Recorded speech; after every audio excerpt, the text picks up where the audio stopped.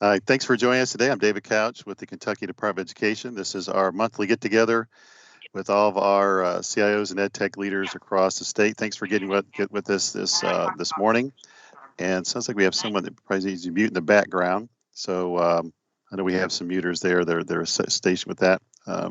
So please take a look at that or do that yourself. So thanks for once again joining us this morning. You saw the agenda that I sent out.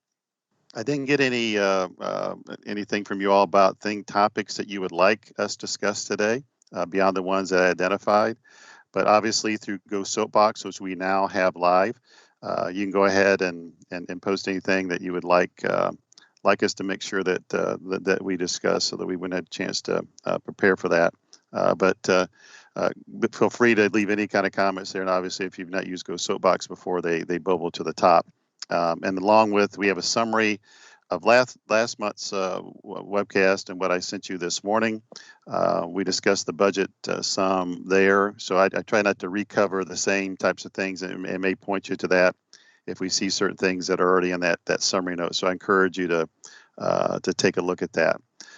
And we have time at the very end for our OET staff and the districts for any other topics that we want to hit within our time frame. We'll start with the very first topic that we had on there. It's talking about our digital readiness, for this school year. I know we take a snapshot of what it is as of 30 June, which in normal years that's good enough to take a once a year snapshot. However, there are certain data elements that will be important for us throughout this school year. I think most of you are seeing what we're seeing in Kentucky and other states are seeing is increase the COVID-19 cases. I just saw this morning the report in Wisconsin, where I think 80% of their hospital beds are full, and obviously what everyone's trying to do is make sure that the hospitals don't get overwhelmed, where they have to make choices: who gets a bed, who doesn't get a bed, and who gets a ventilator and who doesn't. And so far we're below that in Kentucky, but we're seeing other states that are running into that. And obviously, as you head toward this the normal flu and cold season, people can't tell who has what. So I think we need to be prepared for both in person, which we're doing, but also virtual, which districts are doing, but also 100% virtual for certain schools or certain districts as we go through this throughout this school year. So there's going to be certain data elements that's going to be important. We call the heartbeat. That it's going to be important for you as the district leader, EdTech leader, to have that. But also I get questions and I'm asked to speak to that constantly by all different kinds of angles about where we at as a state, where we at with certain districts. And so that's why we will call the heartbeat. So certain parts of the things we share with you will be more real time. Definitely the internet access beyond the school campus is something that folks are interested in. And also their access to devices. And so the numbers that we share with you, we'll talk about which ones are snapshots in time of 30 June. And when I have to talk to it about what's the probability of that number increasing. For example, I know one of the poll questions today is, and you'll hear our field staff talk about, okay, the stuff that you didn't show on your 30 June inventory, how many things have come in since then, especially the mobile devices for the students, and how many do you still expect? Because it addresses that, whether they're in person or they're virtual, the ability to do those. And that's going to be of great interest to a large variety of folks that are out there. But I appreciate everyone's feedback from that. We got a feedback from 171 districts. It is unique in the United States, us being able to show this, but the tool is meant just not for Kih3 agency. It's also meant for you all to have a snapshot and get leverage within your own district of the importance of collecting. I know in Kih3 the agency, I use the levers of the law to help me get certain things from other offices, which I normally would probably have difficulty in doing.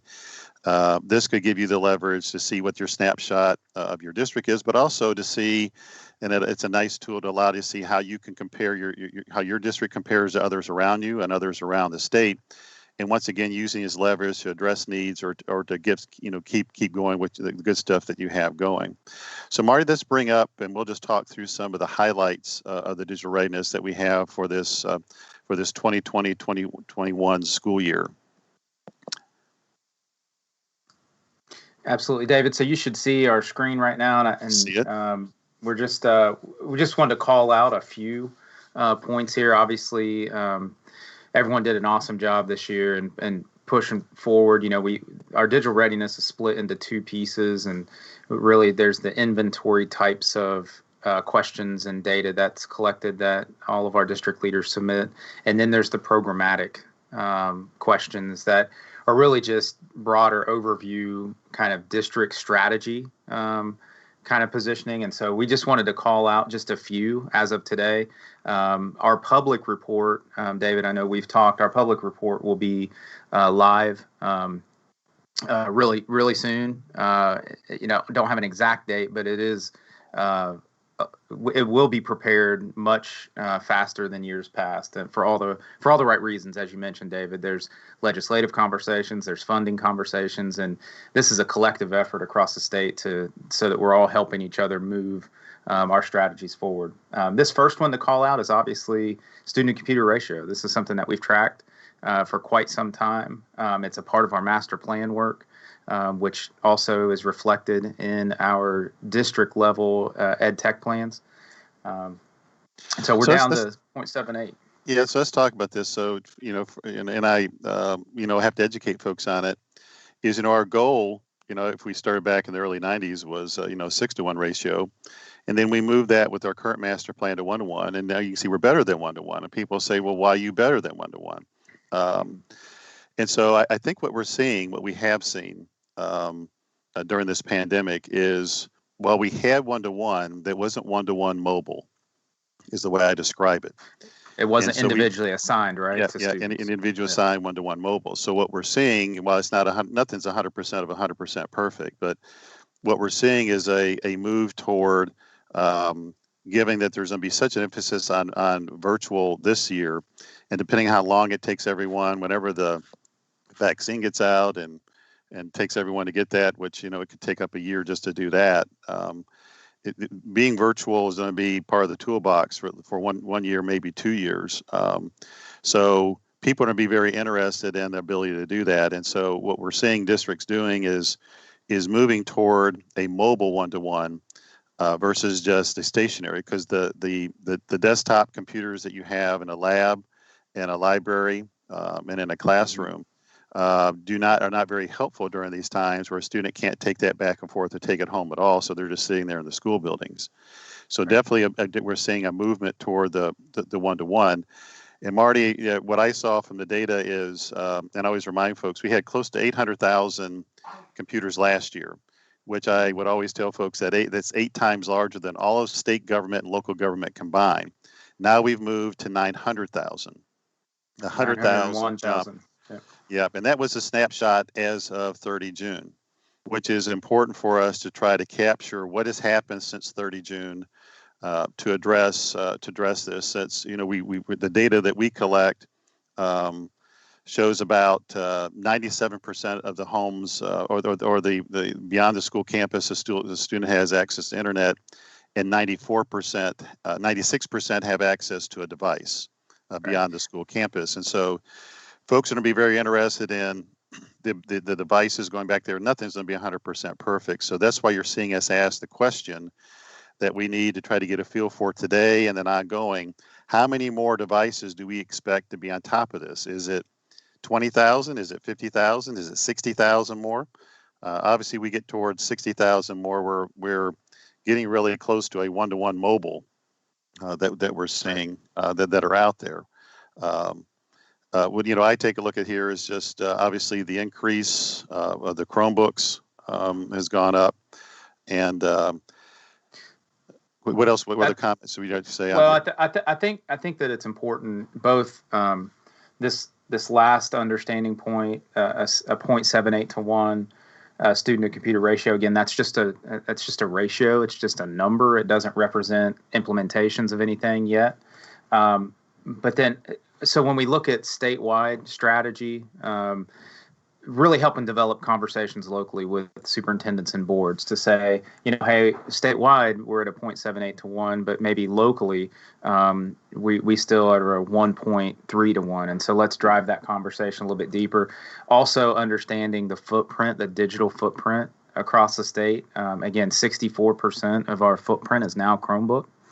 And so when we think about refresh and the cost per device then that becomes a much different conversation. And so it's important to understand that if we look at overall 20, maybe 5% of our 26% maybe of our digital footprint are, Windows and Mac enterprise type devices as well. And so again, driving local conversations is important, leveraging some of this data. I think the other part too, because this will be relative to a conversation we're talking about a little bit later on down the line that Mike Lettingham will leave about the new contract for instructional devices for enterprise systems. But on the Mac, you see there the Mac OS is 3%. We think we take a look at what districts have actually purchased with their district funds, that's close to 1%. Because if you would take out the data seam computers, I think over the term of data seam, there's been 23,000 Mac OS desktops that were given out. And through the course of time, some of those were taken offline. So I don't know if 12,000 of those are still active within your school buildings or more than that. Maybe we thought it was down to maybe 8,000 that were non-data seam desktops that were out there. So the part we're also taking a look at those Mac OS systems, how many of those are Mac Airs? Are half of those, that 8,000 that would remain that districts have purchased Mac Airs. So if you really take a look at, that's the inventory, but what districts are purchasing, we think that number is 1% that are out there that are Mac OS, either Mac OS, the desktop, or the Mac OS MacBook Pro or Air that is out there. So we'll talk about that, because when we had the results of the contract that was just awarded, we were trying to understand the impacts that are out there and how to mitigate through the impacts of Apple not being one of our Kih3 product standards any longer. But you see that go ahead, Marty. Well, I was just going to make one final point about this. Sorry to jump in, but this is a major reason.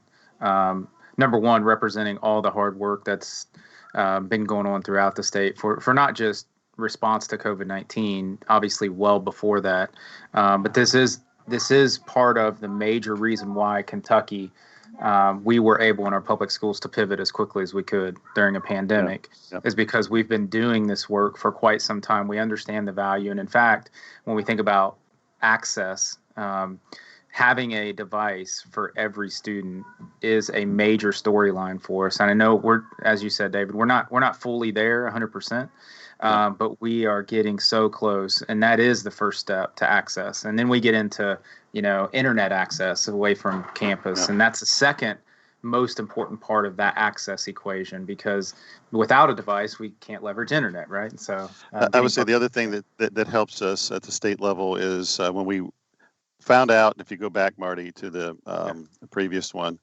when we found out that Apple was no longer going to be one of our Kih3 product standards for enterprise desktops or enterprise laptops, my staff knows I quickly asked, well, who's going to be most impacted by that? So we were able to take a look at the districts that had, as I mentioned to you, that had actually purchased from the contract, not the data seam, but actually purchased from it. And there was 8 districts, 8 of them, that had purchased more than that had more than 1 or 2% of their devices were Mac OS systems. So before that announcement came out, our field staff was able to talk with those 8 districts and just give them a heads up and just talk to them, what does that mean or not mean going forward?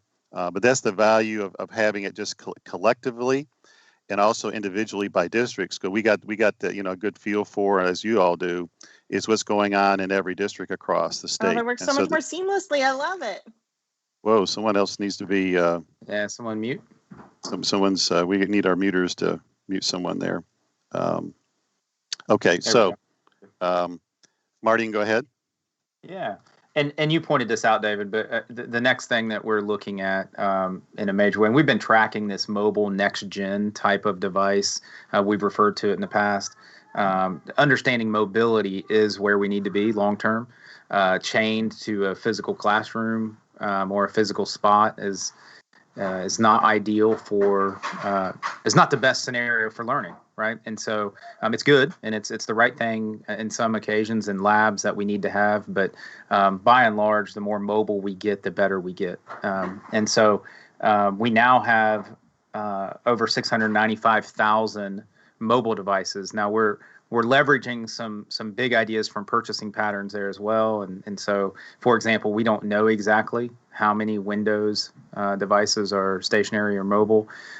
We don't know exactly, but we can take some stab at it based on spending patterns of laptops versus desktops. And so 193,600 devices were purchased this past school year. 193,000. And so that's a pretty big deal for us. And it also makes sense for us. And we've watched this and tracked this over the last 10 years. And our surplus amount, which helps us know, and this is key.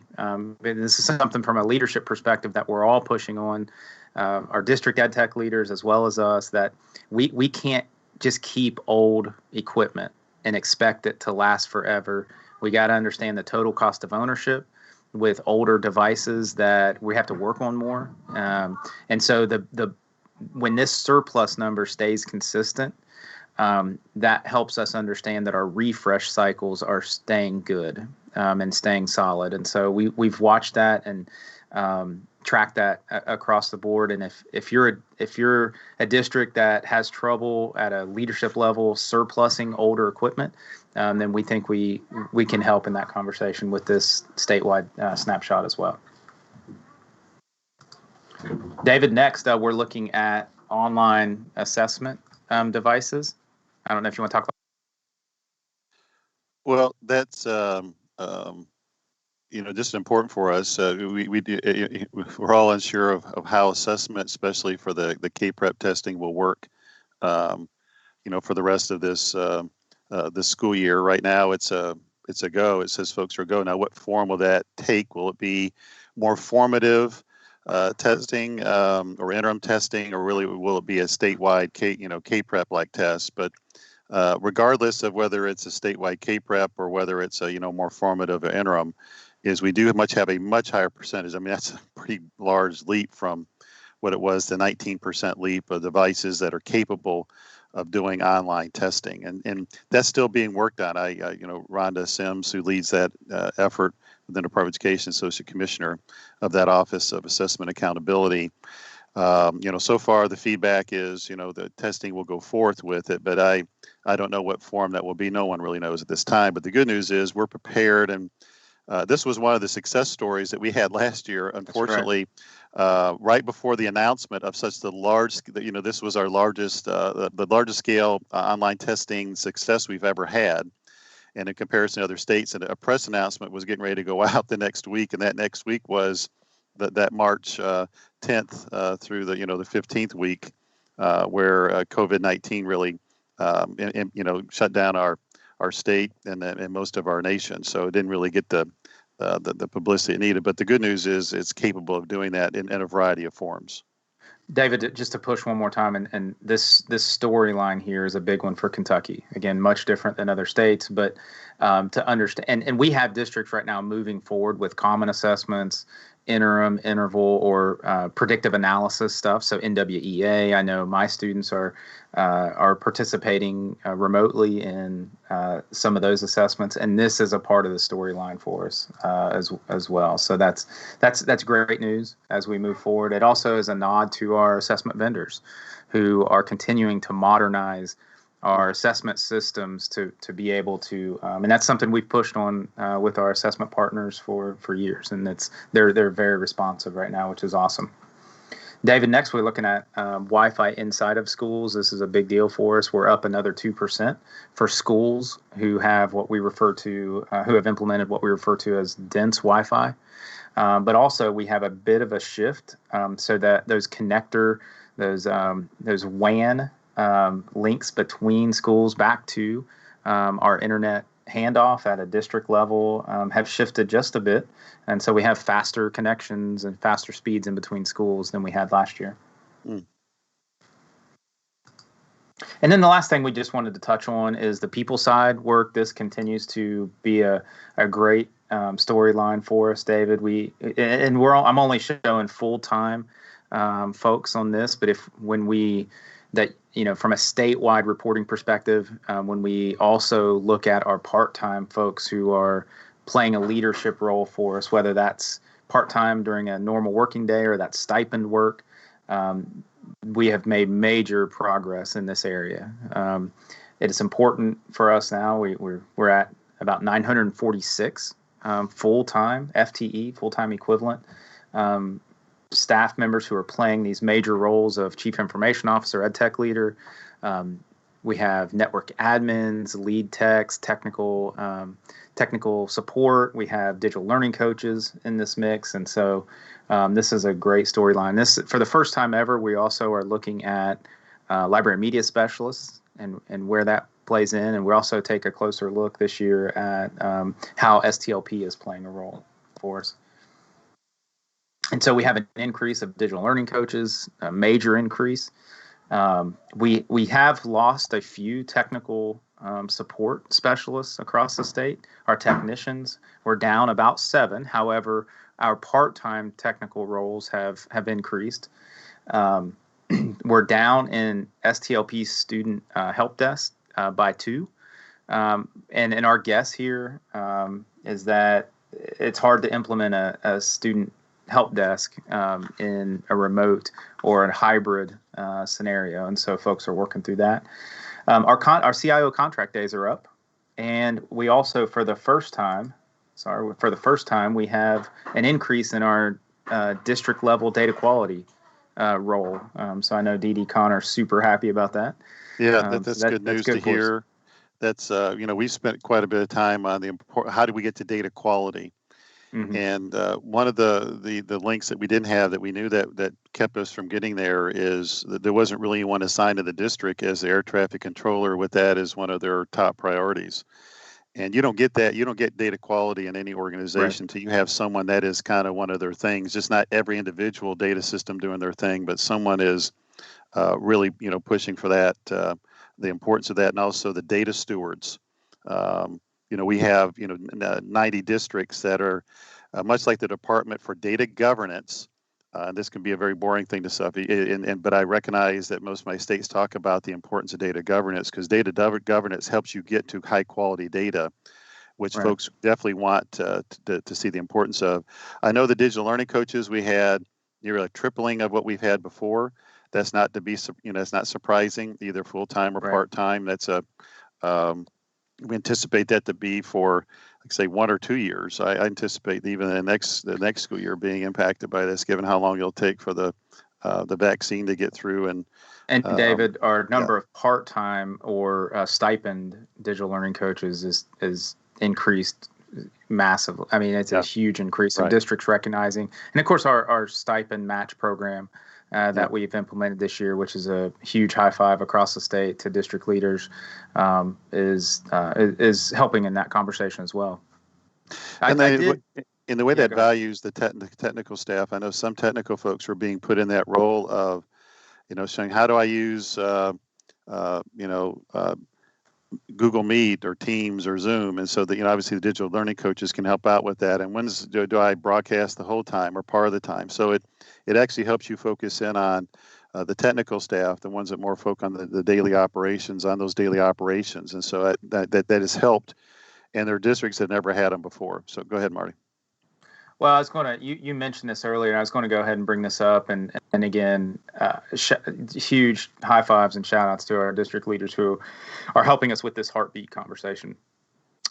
This effort here on our team was led by Courtney DeRossett, Bruce Lindsay, Jody Rose, and Chuck, obviously trying to capture just this heartbeat information as we move forward to help others understand the progress that we're making throughout the year. And so when we think about devices and internet access away from school campus, how we're continuing to make progress with the funding that's been an opportunity for us, a new opportunity for us. So that becomes important to us. As you mentioned this, and I just wanted to give a shout out to the teams. Yeah, keep that up here for just a little bit, because this is something that I got to tell you, folks at all level interested in, and I know you at the local level, especially as we get into an environment we have flu, cold, and COVID going on. It's getting colder. This is going to play more and more importance of what we have out there. So the devices, my understanding is from any devices that are out there. It can be in the home or school provided that are out there. So that's why you're seeing us very interested in the shipments that you got in after 30 September, and those you're still expecting. Try to get somewhat of an estimate of that, so we can let folks know that here's what's not been counted at that 30 December snapshot. Which the snapshots are good, except during times like a pandemic, to where certain data elements got to be kept much more up to date. I guess the parts that Marty, there's a variety of things that are addressing this. We know we're kind of hitting into some of the last mile stuff for the student beyond the school campus. If you can just keep that chart up there. I know it keeps on bouncing back and forth for some reason. Just keep that one there if you could. There have been other kind of points of emphasis, like I think in Covington, to where you see the private industry along with the city government came along with a solution so it wasn't just the $212 million in CARES funds that addressed it. It's things that are also that local communities are doing to address it as well, which will constantly be changing. It's not going to be a snapshot that stays. It's going to be constantly be changing. The part that did, I talked with their staff that did surprise me to see, if I take a look at the internet access beyond the school campus, was in our northern Kentucky and northeastern Kentucky area. And I just be honest with you, I would have expected that to be two of the best areas versus at the 7% level. And it's good to see that down in Region 6, which is normally equated with not having internet access beyond the school campus, is that number is what it is. Obviously, we would like all these numbers to be at 0%. But the difference here, and this is the teaching point, this is an important one I gotta make for folks, is do you have, I always equate it, do you have enough internet to do schoolwork? And enough internet to do schoolwork is not broadband. Broadband is frequently equated with 25 meg download and 3 meg upload. And just so you all know this, is we just need 25% of 1 meg. 1 meg, 25% of that in our school buildings. That's what we use right now across our state. And then taking a look at the applications that we use from the home, like this is not 100%. You may have, these 1% exceptions, but probably the most is needed is 1 meg, for a student. And most of that's probably just the virtual tool itself, whether it be Teams or Google Meet or Zoom.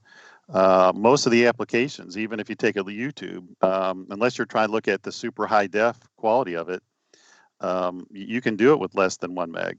And so when you see stats, and a lot of the folks do say, well, here's what the broadband access of homes in Kentucky, which people constantly do, broadband does not equate what you need to do for schoolwork. In fact, it's usually 25 times more than what's needed. Now, you have other members in the household that want to do some things work related, but also entertainment related. If you take a look at Netflix, take a look at a high def, that is 5 meg. Standard def, I think, is 3. And so if you have 1 or 2 people doing something like that in the house, obviously it's going to eat it up. And then gaming, I know for the game Fortnite, I think that what I saw, for those that you play Fortnite, I think it says a minimum of 5.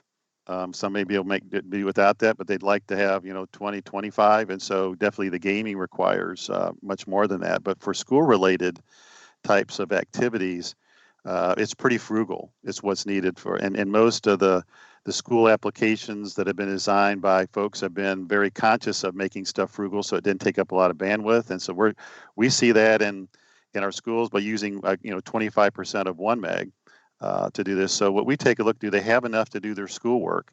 Not enough to do entertainment types of things, but do they have enough out there to do their schoolwork? And I was talking with the field staff of regions 4 and 7 just to talk about what's going on in those areas, and Charlotte was mentioning some of the current ones that are getting ready. There's a couple of those districts that are getting ready to have some things happen. I know in Covington, for example, that's getting ready to come together, I think, in the December timeframe.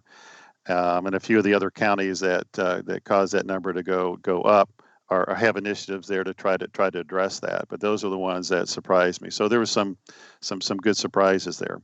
The other parts that stood out to me as I was taking a look at it is the learning management systems. I think we have 165 districts that have learning management systems out there, and we saw the breakout of that. Google Classroom is the one we have the most of, followed by Edgenuity, Campus Learning, Schoology, and Canvas. But definitely that was the most. We took a look at what's the most common virtual meeting tool out there. So we had 140 districts that use Google Meet, about 70 that use Teams, and about 60 that use Zoom, which was interesting to me. Student help desk, we have 87 districts that have a student help desk that is out there, which is I think an really important part of the toolbox. The other thing I saw, the individual learning plan, is even though the funding got stopped for that because of all the budget cuts that we've had for quite some time, districts have found a way to continue on with that. And I hope it turns into what the individual learning plan was intended to do. And that really led to the stopping of the funding for it. It was mainly an event that was done one day a year, mainly to meet the requirements of a law, versus an individual learning plan should be used year round. And so it was just a compliance thing. And you could see where all districts were just getting on it once a year and never going to the tool again, besides that one deed to meet the requirements of the law. So I do hope it does move from a compliance that districts see the advantage of using individual learning plan, but that continued on in a variety of forms, including districts building something themselves, simple just to do it electronically. But that kept on going forward.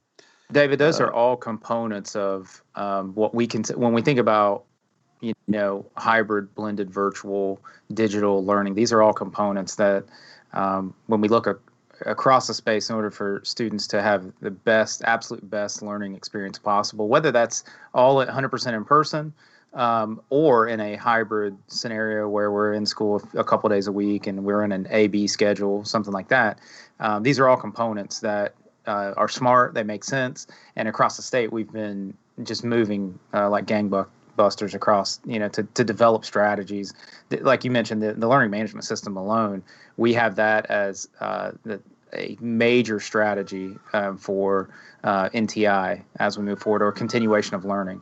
And so the fact that we are is great to see as that, because that data, if we look across the last 5 years, we've made major progress, which is exciting for us.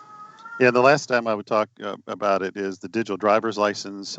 We have 166 of our 171 districts, and to be honest with you, we're going to circle back to the 5 districts that don't have that are not addressing that, which is super important during this time to be a great digital citizen by both your staff and by your students. And that needs, when someone talks about something happening, I say, well, that's a behavioral issue. That's not a technology issue. And I remind them we have a way, through the digital driver license and digital citizenship, of a proper behavior. And try not to use as I've always said for decades now, try not to use technology to solve a behavior problem. Use people to solve a behavior problem, and that's one of the best ways to address it.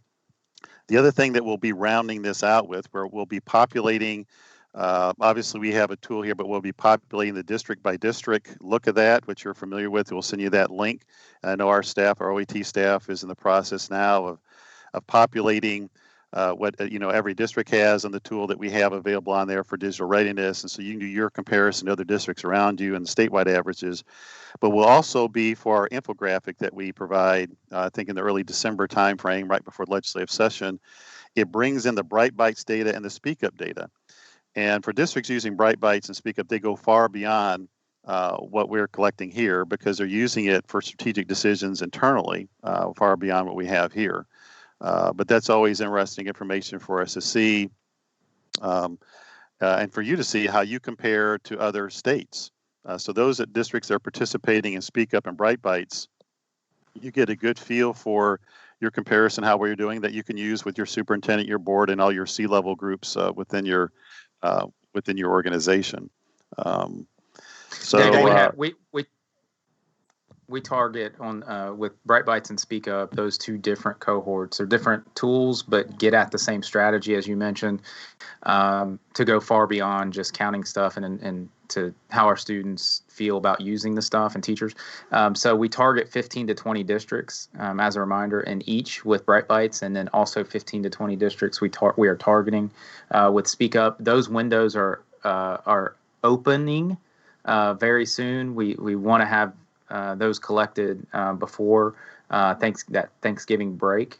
If you're interested in that, or you want to know a little bit more, or you need some follow-up information, Ben Maynard is on point for us to lead that work. And so you probably already have some emails from him, but please reach out to Ben Maynard if you need support with that.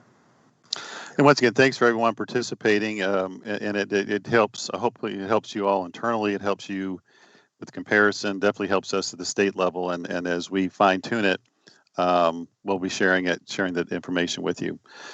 Mike, we're on to another topic with our the status of our current RFPs and the recent awards, and particularly what we're going to do in the area of the computer workstation award for enterprise laptops and desktops, and the vendors that are on there and the vendors that are not. Mike Lettingham, I'll turn it over to you. Okay, so I'm going to kind of cover everything related to kind of active contract RFP type work briefly here. So just for an awareness, upcoming activity we have around contracts and RFP type things would include our networking products and services. That contract's coming to an end. We know that. So people will see some activity from us on how we will handle that going forward to ensure that we have ongoing contracts eligible for networking products and services.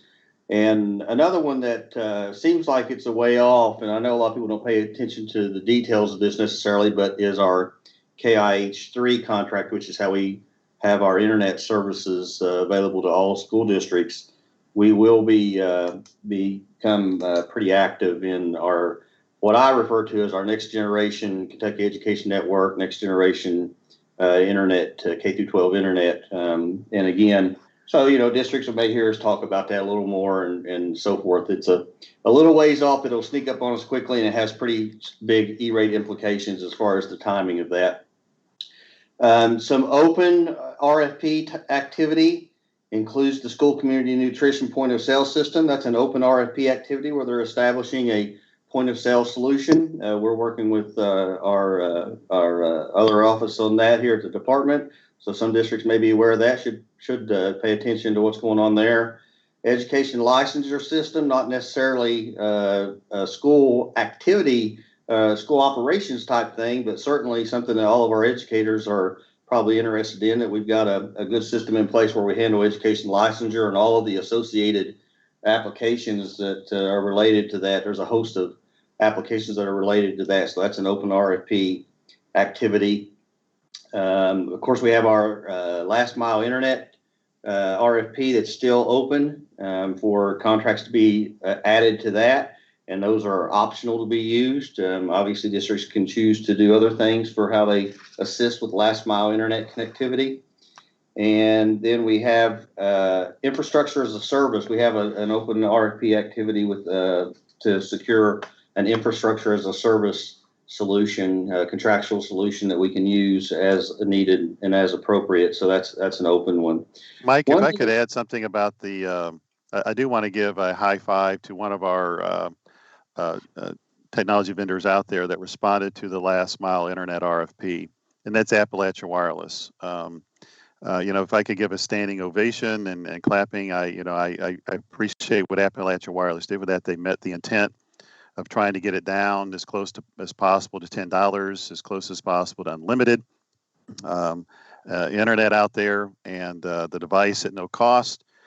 We've had other people that responded that are on the contract, but Appalachia Wireless, and I don't usually highlight them, but really, really met the intent. And so for the districts that use Appalachia Wireless, I hope you take a look at at what they are providing in the short and then in the long term, because this is a vendor that really came to the table and tried to be a partner and help us, help our schools, and help our students away from the school campus with internet access. And so, while there was other providers that put the last mile wired and wireless, Appalachia Wireless is clearly the distant champion and what they provided. So, Mike, I know what I'd like for you and your team to put together for us is the results of both, of that contract and other things that aren't on the contract. That we've had a couple of the wireless providers that did not respond at all to that bid, but my understanding is that their pricing is available nationally. Now, it's nowhere near what Appalachia Wireless just did,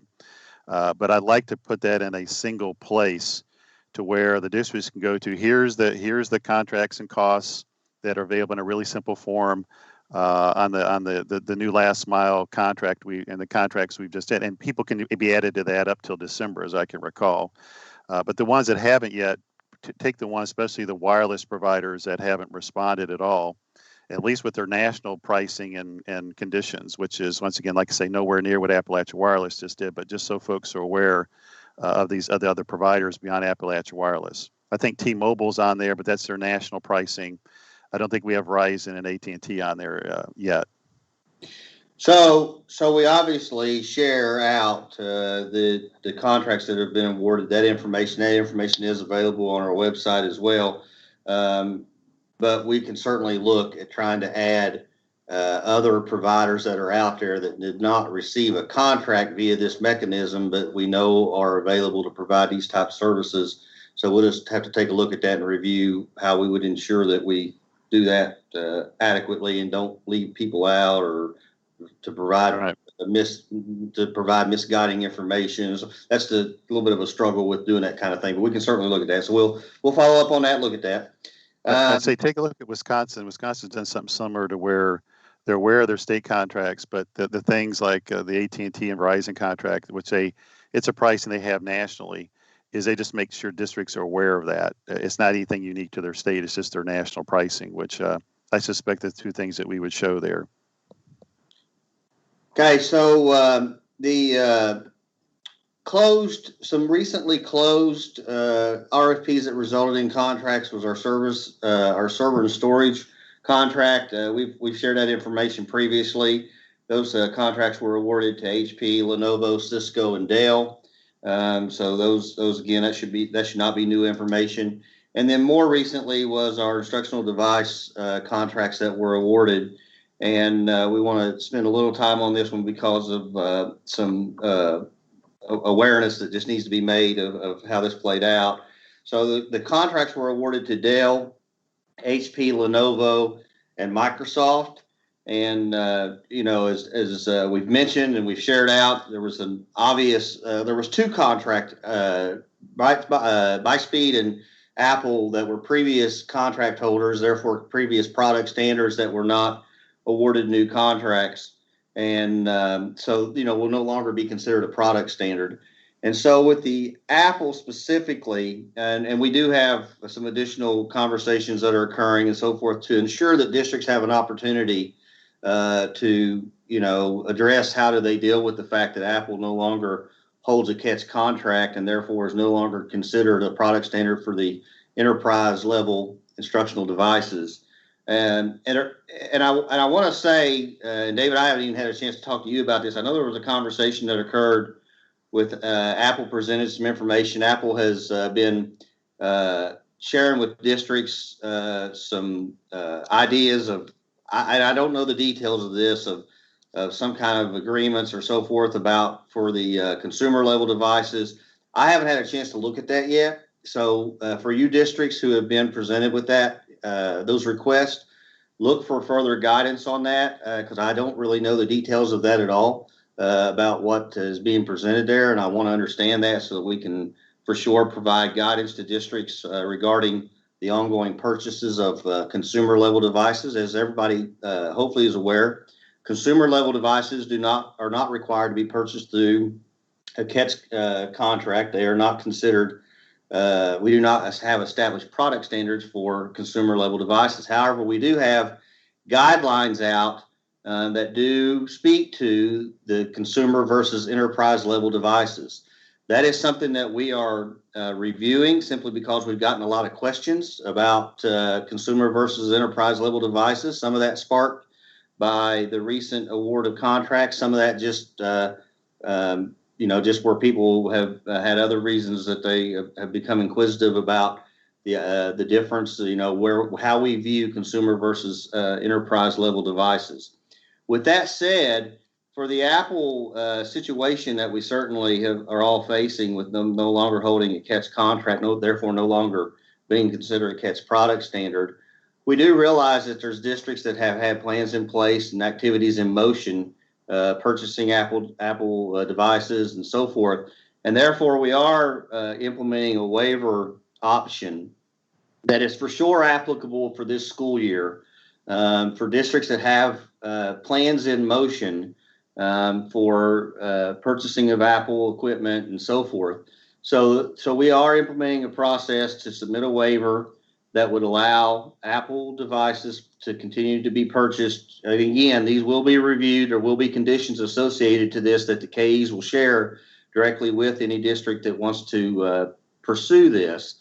Our commitment right now is to for sure allow a transition time or a time to make adjustments, whatever you want to refer to it as, under the conditions of a waiver. We will certainly look at how that plays out going forward past this school year. We know that there's discussion about like the MacBook Air as far as is that a consumer or an enterprise device. That's part of what we will make sure we look at, and we'll have a conversation with Apple, we'll have a conversation with some others about, again, our guidelines on consumer versus enterprise level devices. But for the immediate near term, again, we're implementing a waiver process to allow districts to have an opportunity to continue with existing plans for this school year, to make any kind of adjustments, any kind of a transition plan, whatever they may want to refer to that as, for going forward past this school year. And again, there's going to be much more detail from us and guidance on how to look at that. Now, David, I don't know obviously we can speak to the extent of how did Apple not receive a new contract. There are conditions by which a proposal has to meet certain conditions in order to be considered to award a new contract. And pretty specifically, Apple chose to respond to really 12 out of 19 mandatory requirements to be considered to receive a Commonwealth contract, and these are Finance and Administration Cabinet requirements. That very quickly and swiftly made them be ineligible to not receive a new contract. And that's there was conversations that occurred, regarding that, but that was the choice that was made. And I really, we find that unfortunate, and it's unfortunate that we weren't able to try to get that addressed. But that's essentially what happened, is that there were 12 out of 19 mandatory requirements that Apple chose to say that they would not be in agreement with as part of their initial response to that RFP. So, Mike, I'd like for you to bring up those 19.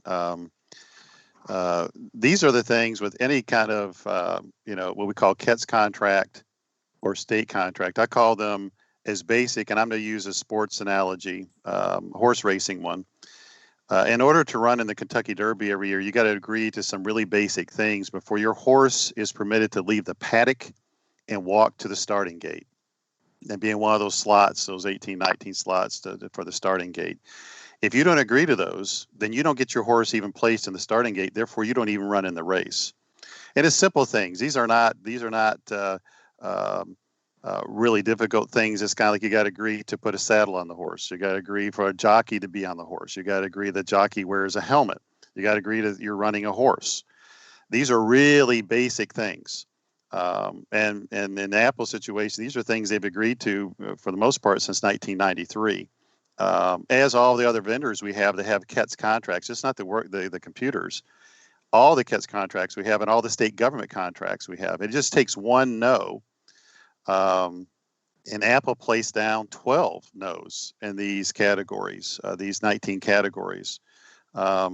Which, like I say, to my knowledge, I've never been aware of any vendor that has put as many no's down there, knowing it just takes one, what just happened here. We're not happy about it. So we immediately try to see what is the impact of it, what are some ways we can mitigate it.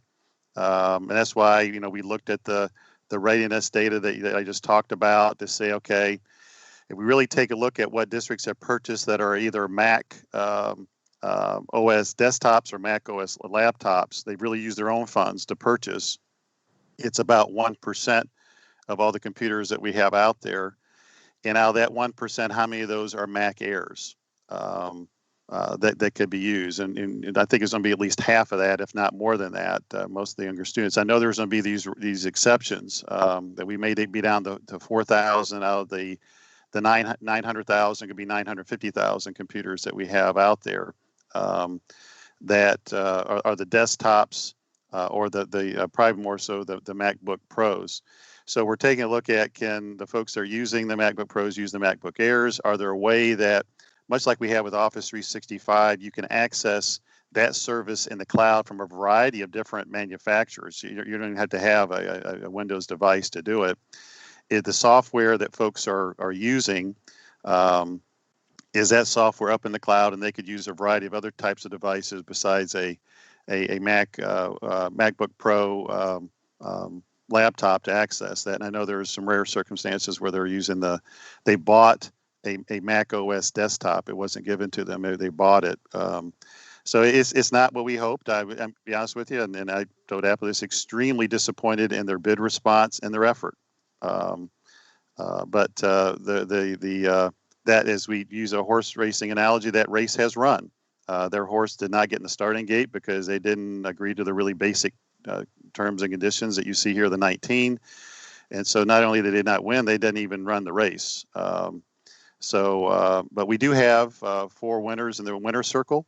And so we'll move forward with those. And we're trying to find a way to mitigate, at least for this school year, what just happened with the Apple contract, because we did not anticipate that coming, but it's happened. So we're gonna, we're doing our best to move forward with it, given it really was a choice that Apple made. It was not something to Apple. It's the choice that Apple made, and I equate it to 12 air balls, is what I call them. To put a no in here and to do it 12 times is an air ball. So you don't get a chance to be competitive in a game. You shoot 12 air balls as a player. So, David, just to provide a little more clarification on a couple of points I've seen pop up in the chat there.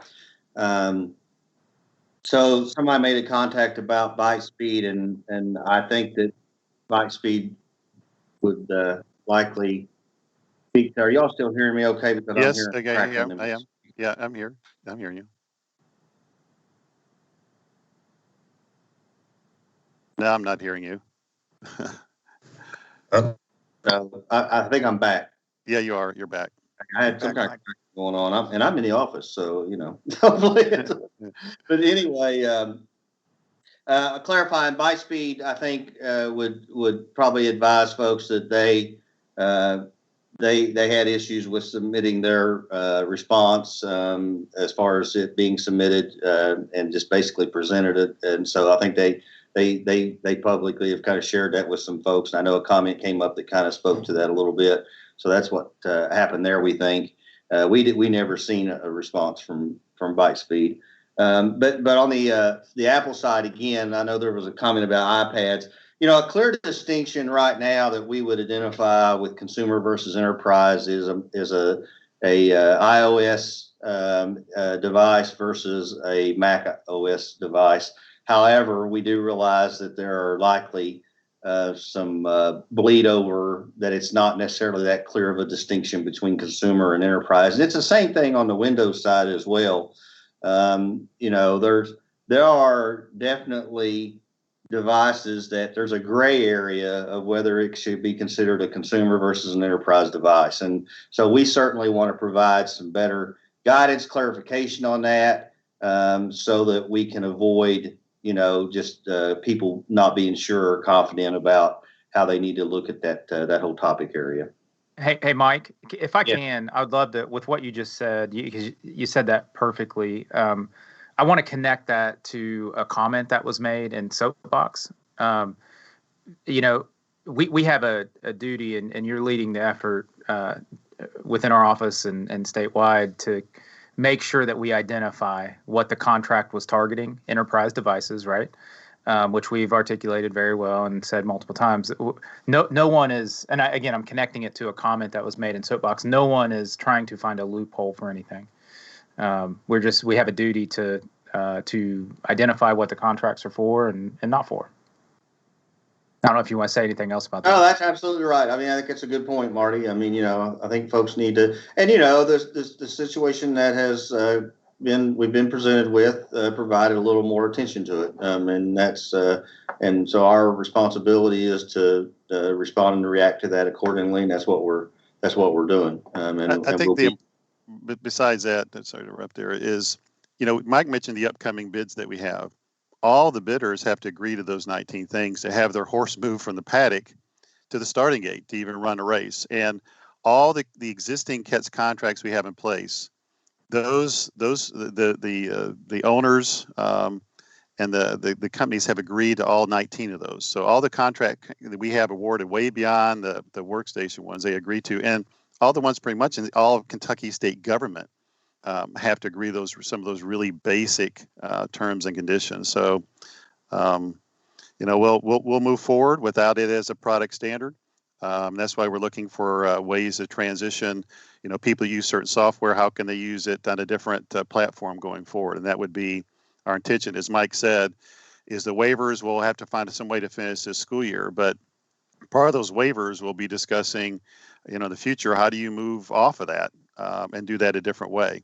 Not immediately, but in the longer term, you will probably see those kind of discussions, because this is not going to be a long-term thing. It is a decision that was made for us by a company that didn't respond in the way they needed to. So we'll be transitioning. Mike, anything else with the contracts before we go on to the last mile update? No, I don't think so.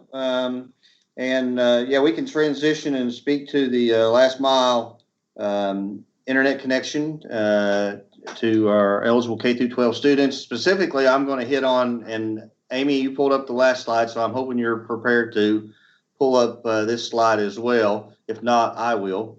But I'm assuming you probably will, since you pulled the other one up quicker than I could get to it. Yeah, there we go. Thanks. So I'm going to specifically speak to the $8 million funding program, and then obviously, David, we can talk more about just overall the fact that there are additional dollars that are certainly available to go toward assisting and providing last mile internet connectivity to students. So if you look at the chart that's up here, and I'm just going to real kind of briefly hit on the high points of it. We've had allocations approved for 66 districts, and the total dollar amount associated to those approved plans and those approved allocation of dollars is $3.5 million. And we've got a note in there, 18 of those have some they had some kind of a reduced amount of their portion that they were eligible for that they chose to act on. And then we have our potential approved funds, and these are districts who have plans submitted, but yet they've not been approved yet. And then it also talks about the I'm not going to get hung up on the second point there, because that has to do with the 18 that had reduced amount. But bottom line, in the potential approved funds is $2.6 million, and those are plans that have been submitted but not yet approved. So we're looking at about $6 million there that is in either approved or potentially approved. And then we have right now funds that are potentially released or anticipated to be released. And this is based on either districts that have very clearly identified they will not participate, or districts that we have reached out to. Our KEs have been reaching out to districts that we haven't seen any kind of an activity in the GMAP program, which is the program by which you access to submit your funding plan, your spending plan for these funds to get an idea of whether they think they're going to do something by the end of the month or not. And keep in mind, we did extend until the end of October 30th. That's a Friday, I believe. I believe that's why we said October 30th. That's a Friday. To submit a plan, because we realized the previous date was just a little too quick of a turnaround time, and we had some struggling going on. And we also had made some clarifications about what you could do and couldn't do and so forth. So anyway, we extended that date to October 30th to submit a plan. And so we've reached out and tried to get an idea from every district about whether they plan to submit something or not. And essentially in these two categories, we have potentially released funds of $748,000 and then anticipated release funds, which is a little more certain, of $1 million. So our range of funds that are going to be used and not used has a pretty wide range and uncertainty yet. And keep in mind, that's part of the complexity that we have to manage with this. We have until October 30th for districts to submit a plan. So kind of regardless of whether they tell us they are or are not going to, a district could submit a plan until October 30th. Hopefully districts will tell us if they change their mind when they give us an idea that they maybe weren't going to and then they decided to, or vice versa. And then they have until December 30th to spend the dollars. And then they have till the 1st of February to seek their reimbursements, if you will. So those are all complexities of us managing this pool of money. And the reason I point that out is that, we made a statement early on in this program that we would try to redistribute funds to districts that could use more than what they were originally made available, what was originally made available to them. And we're still looking at that. We have not ruled that out, but we do realize there's some complexity in how we could do that because we have a certain amount of uncertainty about what dollar amounts are going to be spent or not. And I want to say with that, so we're still looking at that, and our goal would be before the end of this month, we can clearly advise districts on whether there will be any opportunity for us to redistribute any unused funds to other districts that could use those funds, that have got programs in place that they've been doing and are doing to where they could use more than their original allocation of dollars, the money made available to them.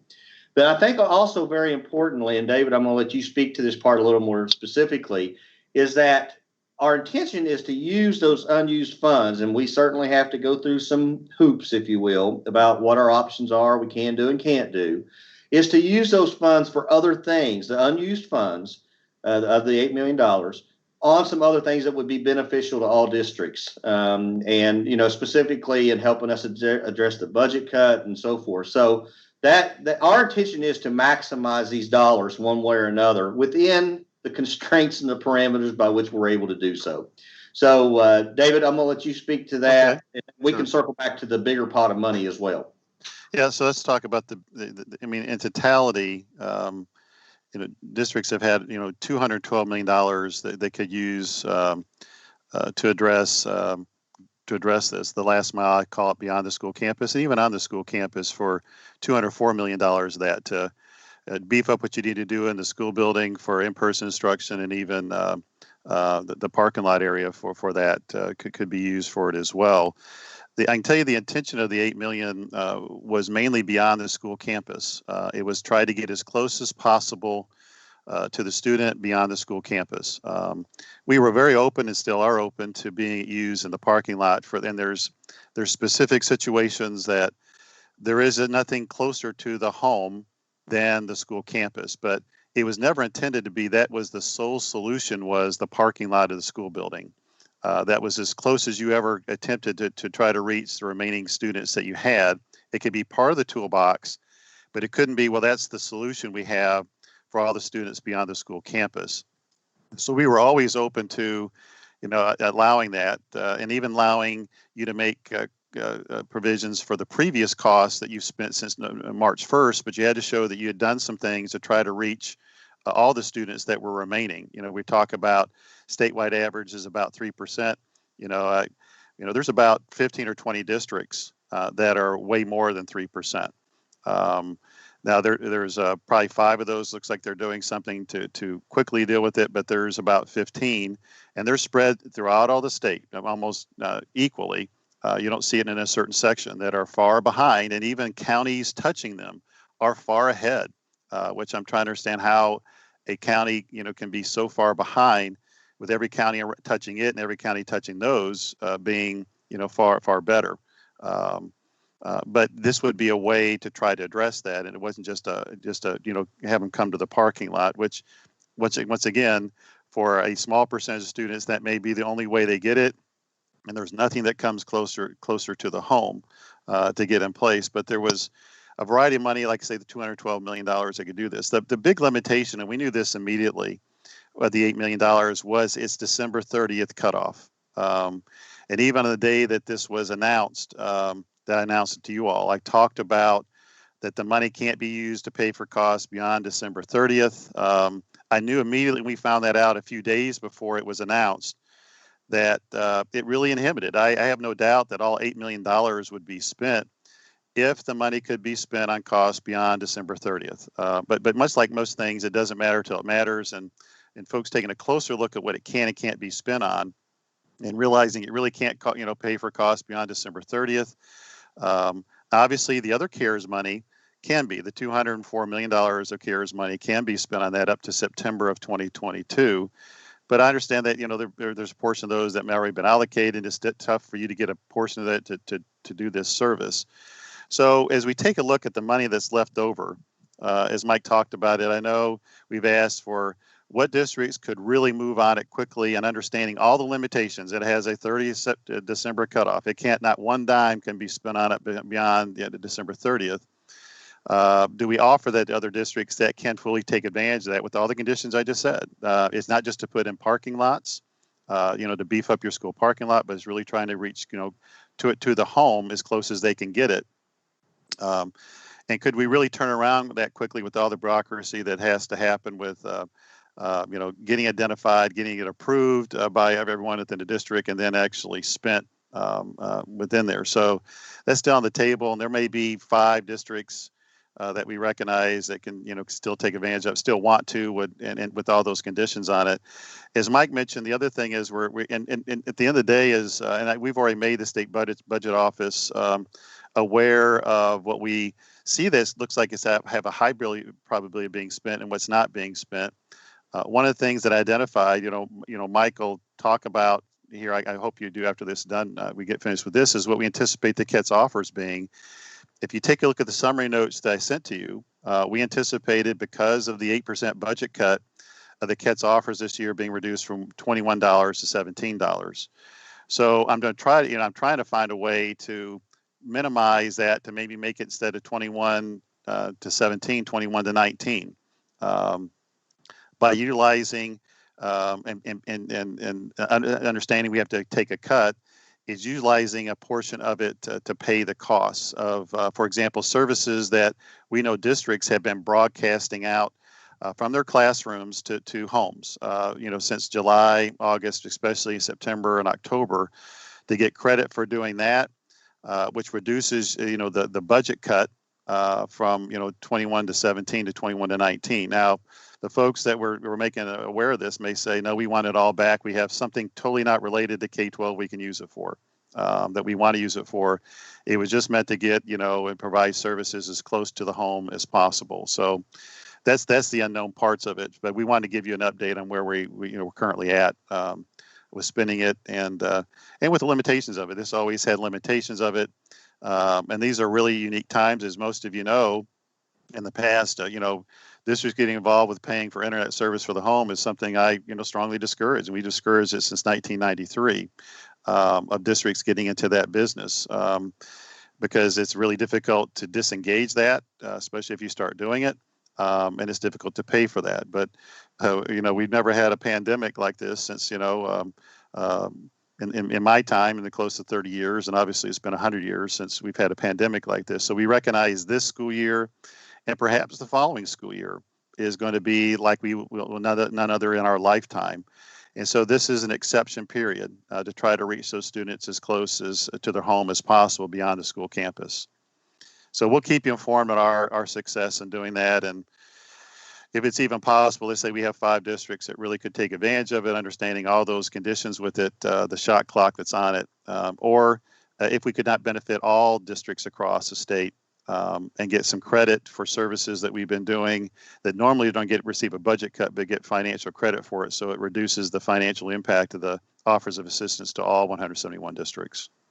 So I think it would be good districts that are do feel like they have a good potential use of additional dollars, justification for that, and so forth, to advise your KE, so we're aware of that.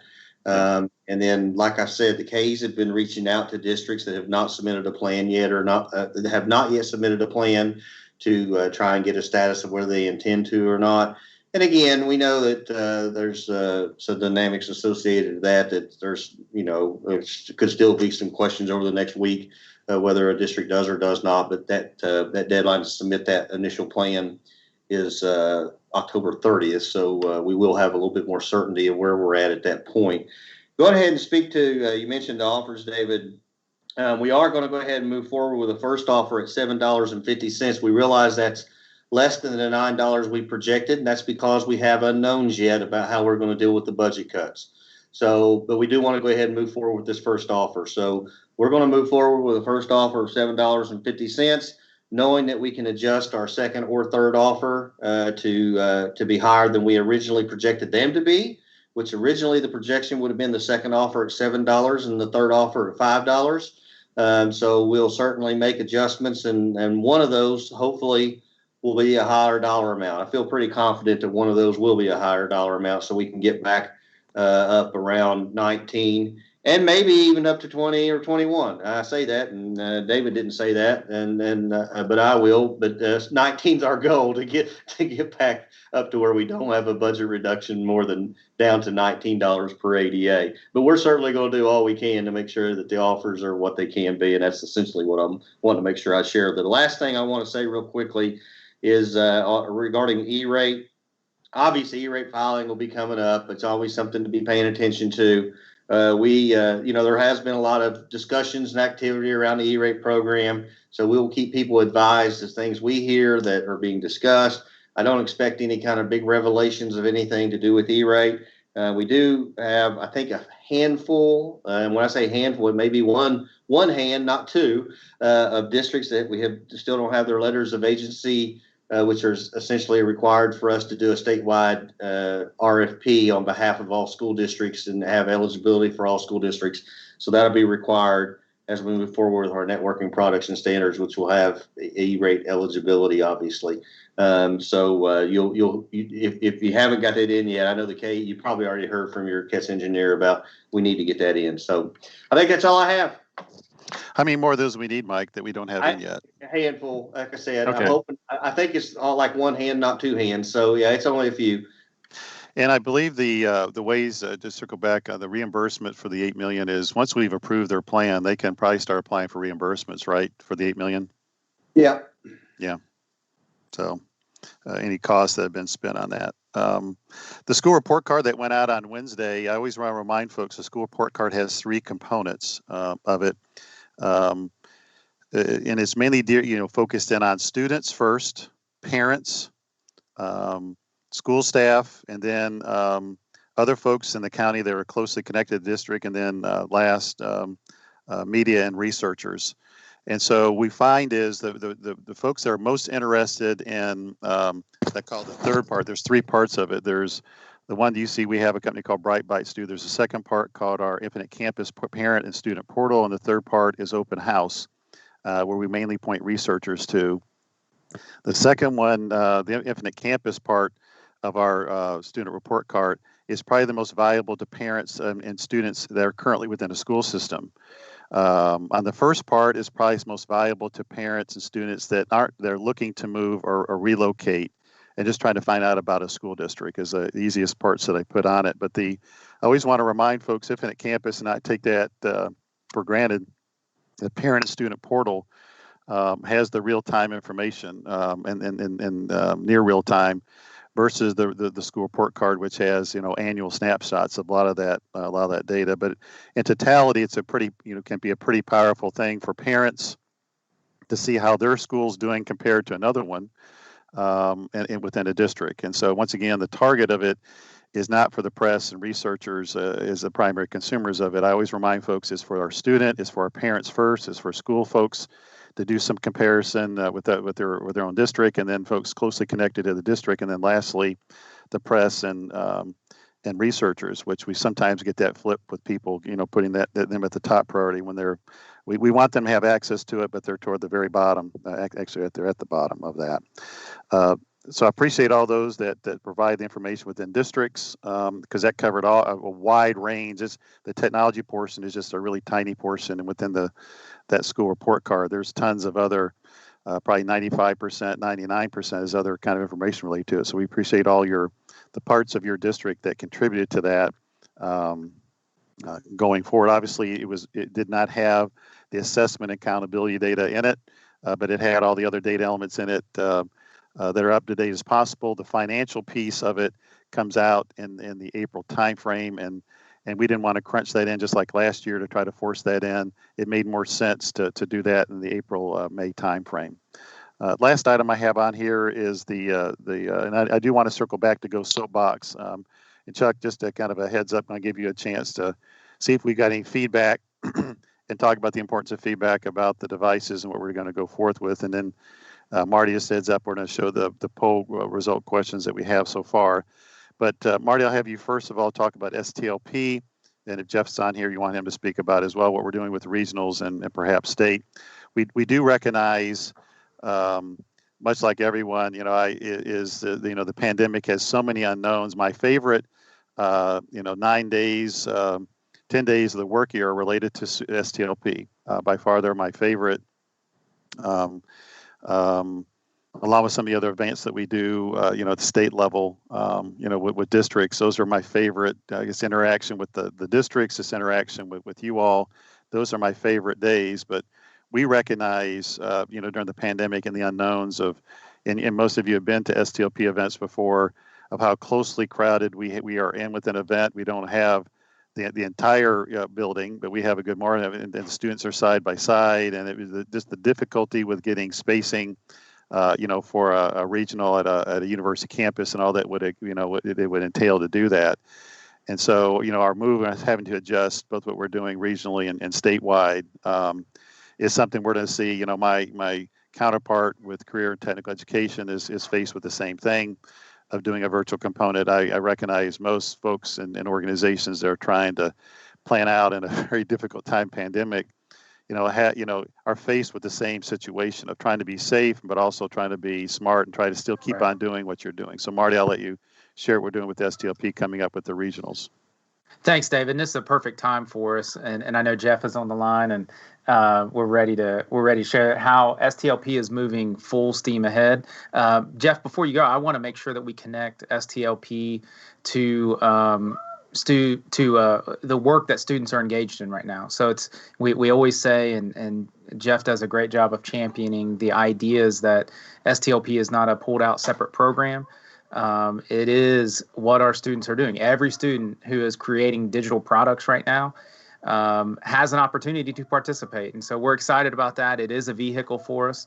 And we do know that lots of folks throughout the state are engaged and asking great questions right now. And so we're full steam ahead. Jeff, kind of give us the layout and build that excitement for us, because it's the time is upon us. Absolutely. Hey, guys, thanks for giving me a couple minutes. I'll be real brief. Bottom line is we have tried to be as respectful as possible of everyone's situation. So we have built our STLP plan for the year around the fact that our teachers are figuring out in-person, hybrid, what's going to happen from day to day. So regionals are happening. We're 100% going to be online for regionals. We've actually pushed that deadline way back into mid-December, trying to hit it before everyone takes time off for winter break, Christmas break. But the goal there will be, it's going to be super simple. If you've done regionals before and how you've thought about projects and project presentations, put that aside, and we are going totally with a simplified elevator pitch approach for regionals. And we'll actually have those be all online. There's no actual defending with judges. So just trying to give that an opportunity to grow a little bit and let them be creative with how they want to present that.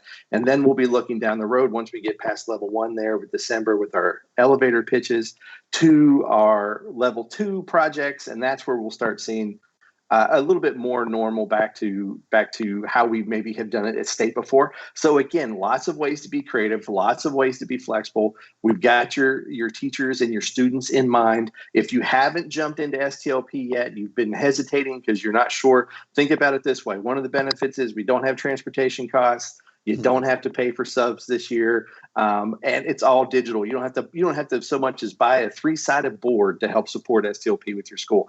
And then we've also pushed back that digital product online judging. Normally it happens. Our deadline for that is right after we come back after New Year's break. And this year we pushed it back till late in February to give people lots more time. Because here's the thing. We know that if you are doing any hybrid, if you're doing virtual, the time that your students have been using all of those Chromebooks that you've purchased, they're making stuff and they're making various digital products to demonstrate what they're learning. DPOJ, it's perfect. You just upload a link to those and now you're participating in STLP. So one of the benefits, I don't want to say benefit, that's tough, but one of the positive upsides, the silver lining here a little bit in this time is maybe this is your chance to jump into STLP using what your students already have. I don't even want to try and wrap my head around state STLP yet. We'll get to that. For now, let's focus on regionals. Let's focus on DPOJ. Know that state will be awesome when the time comes. But if you can, encourage everyone who is interested in doing your STLP this year to reach out, to jump on the STLP website and get the get recognized form to let us know they're out there. It also gives us some feedback so we can focus our attention on areas that our STLP coaches think are priority. So lots going on. We're full steam ahead. If any time, this is probably the one time of all that STLP is really primed and in the spotlight to soar because it lends itself so well to our situation right now. So awesome. Thanks, guys. And Jeff, I do want to connect. We have as mentioned, we have an extreme growth in districts who have digital learning coaches. And I just want to push in on the fact that our digital learning coaches are working with teachers every day and the opportunity to identify those student products. Again, demonstration of learning all throughout. We have 130 full-time digital learning coaches and just about 340 part-time or stipend digital learning coaches across the state now. And that's a great connector. Again, it's a vehicle to highlight our student work. Especially during a time when many of our students are not having opportunities to be highlighted. And I'll take it one step further for all of our new digital learning coaches out there, for folks that have taken advantage of some of the funding opportunities for digital learning coaches. What a great way, built-in easy way to prove your worth. Check out this great stuff that our students are doing and are supported by our digital learning coaches, just like we've always been supported. Every time I've gotten a chance to be in front of CIOs at a regional meeting with the KEs, I'm always pointing out STLP is a great vehicle for you. It's ready-made for you to demonstrate for your board why the investment in technology was vital and that you're getting a return on that investment. So I'll say the same thing to digital learning coaches. Here is a great opportunity, ready-made. You don't have to do anything. Just help plug in some of those digital products and what students are doing into this platform, and we'll shine a bright light on it and give the students the attention they deserve for their creativity, give the coaches, the teachers, everyone just use this as an opportunity to blow up the great things that are going on. I know Laura Raganos, who leads our Digital Learning Coach Network, would be sharing that same celebration point. So David, back to you. Yeah, if you could bring up Marty, let's just take a look at the Go Soapbox feedback we received. Anything else we need to do before we close out here? Is this go through the question responses and then let's go through I know Chuck Austin wrote and tried to get some discussion questions, whether we got any feedback from that. So that's where first go to the poll response questions and see what our results were. David, so we had 3 poll questions. We had 54 responses, which is a little bit lower than where we normally are. Yeah. Probably some of it has to do with I didn't put the Go Soapbox link on my the agenda, so it's on me. David, can I just speak up on this particular? Yes. This was about the school participation plan. Just so districts know, this is what's going to be used to kind of share with anybody on what is going on as far as if the schools are hybrid, if the schools are not, and what percentage, what days were each. So it's important that this custom tab and Infinite Campus be updated periodically to show whether this school is remote and for what period, whether they're it's a hybrid situation or if they're fully in person. It's basically school. So many of you are going to either be, remote or hybrid most of the time. So, but we've got most of the districts updated this. Some of them we're reaching out to because they haven't, but it is something that will need to change as your participation for your schools does change. Thanks, Dee Dee. Let's go to the next one. Hope you like, Dee Dee, how I flipped straight to that one. Yeah, that was great. And that was impressive. Is your district taking advantage of opportunity offered by Infinite Campus for campus learning, OLR, online registration, and I just want to encourage you not to miss this opportunity, because if you implemented online registration this first year and you just did the basic, there might be a lot of things you've said, I wish we had gotten this, I wish we'd gotten this. This is an opportunity for you to work with Infinite Campus to have trainers walk you through how to do that. So it can be for one person in the district, or it can be for a committee or this, or if some of you want to approach it regionally. Infinite Campus said that was, they would work with us in that way too. But this opportunity is short-lived. It goes through about mid-December. So, and the same thing for campus learning. If you need training, whether you're a Google Classroom district and you just need more information on how that works and how the setup is, this is free training available to you.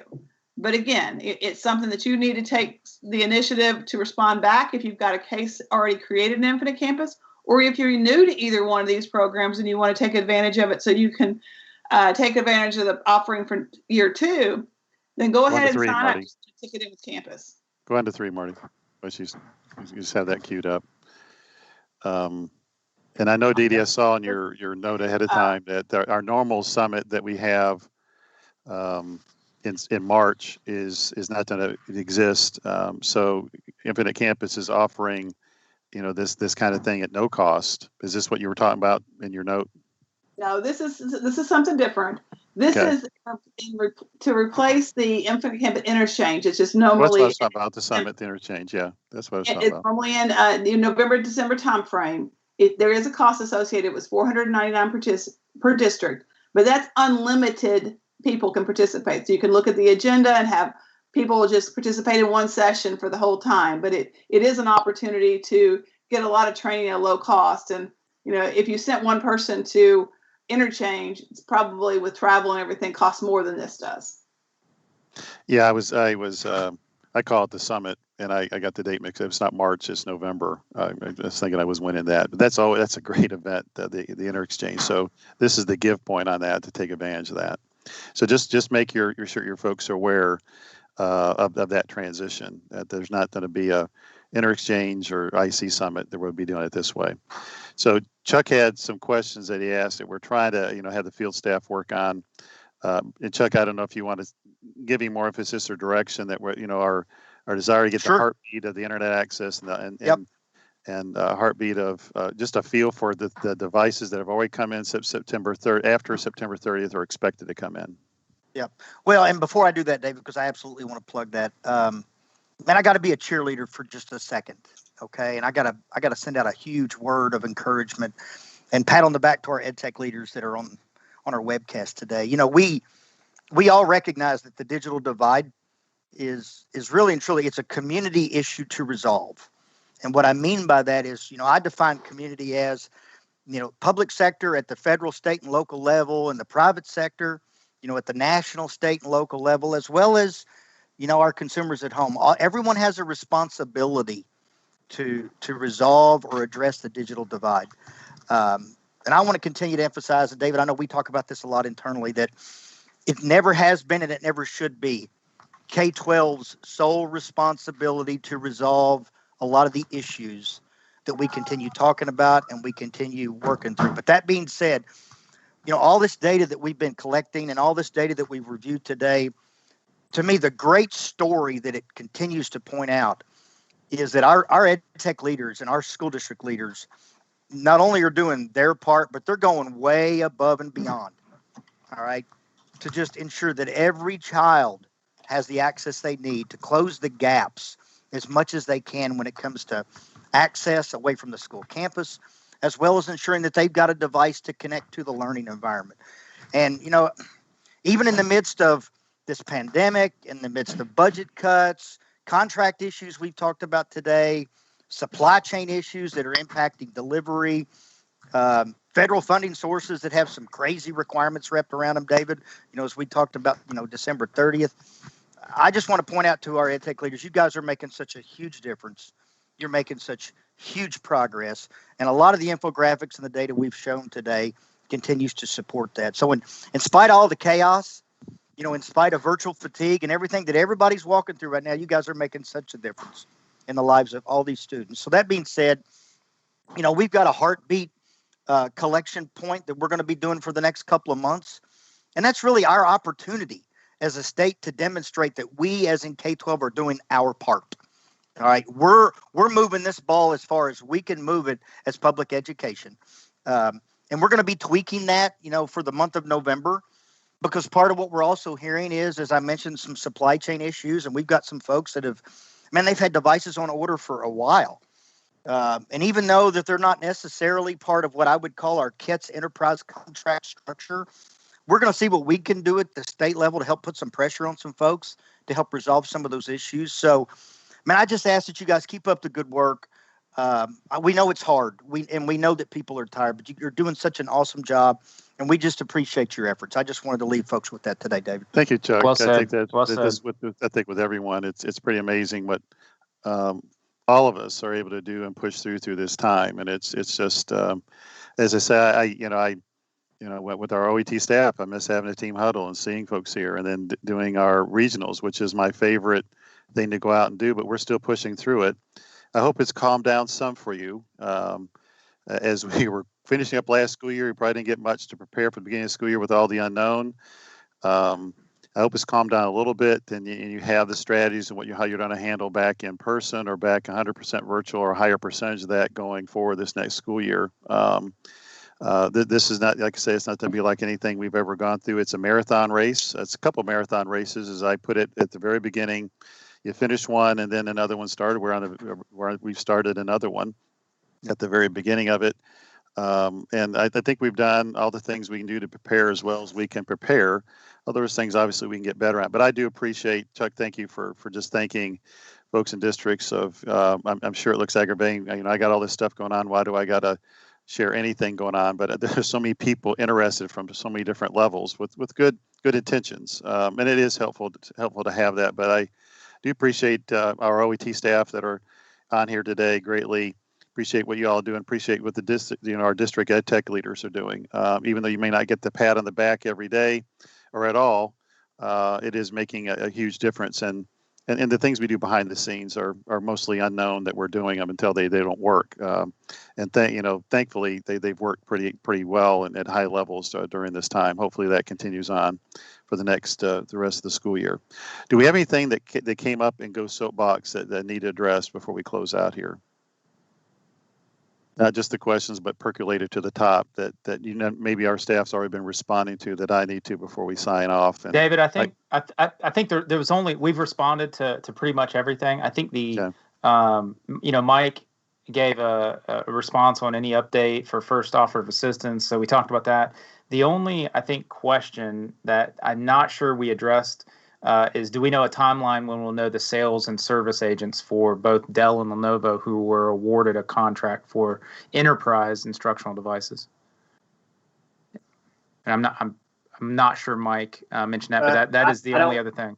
I don't know that I have an answer to that question, but we will get an answer to that question about how soon we can expect that they will be able to know those. Thanks. That's it, David. Well, like other our meetings, I'll stay on here, and we'll officially close it out here in a second. But I'll stay on here for another 15, 20 minutes for those that just want to talk just about anything what's maybe going on with you personally or just within your district. I would like to. The part I really do also miss is going to a different district and highlighting them.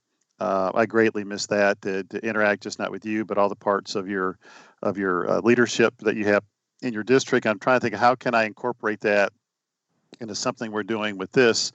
I noticed, our new commissioner, Dr. Jason Glass, what he's doing is he has 3 or 4 superintendents kind of give an update what's going on in their district, which I think is helpful to all the other superintendents. So that's the part I'm mulling around is how can we get, while we can't go to a district and highlight them like we used to for the foreseeable future, how can we still highlight the good deeds of a district and also allow, the cool thing about doing that is other districts could just not learn from that district, but they could interact with them as well as we could and get to know them a little bit better. So that's the step I'm looking to try to do for future ones. Since we can't be at a district site, how do I have more of a district feel for it and highlight them a little bit similar to what our commissioner is doing, which I like. I learn a little bit about 4 districts every time he's done 2 of those. I've learned about 8 that I didn't kind of know, and they always are mentioning technology in there, what they have and how they're utilizing it. So it definitely comes into play.